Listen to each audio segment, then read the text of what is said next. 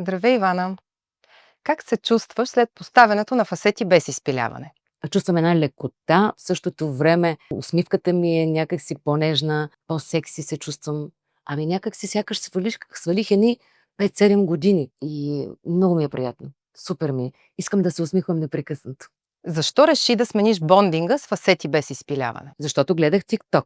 И в TikTok видях Геро и много го харесах. Чухме се и когато Геро ми каза за доктор Бянова, първото нещо, което ми направи впечатление, много важно, че тя е единственият лекар или от малкото лекари, която работи фасети без изпиляване. Имаше ли болка? Абсолютно никаква болка.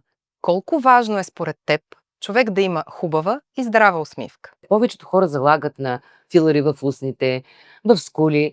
Тези неща някак си са водещи. Обаче, аз се вслушвам винаги в професионалисти и моята дерматоложка каза: Ивана, първо, каквото и да правя по лицето ти трябва да си оправиш зъбите. Тенденциите вече и в световен план за нещо по-естествено. Всичко да бъде много по-малко, много по-финно, много по-нежно. И секса не идва от големите устни. Секса идва от зъбите, от усмивката, хора.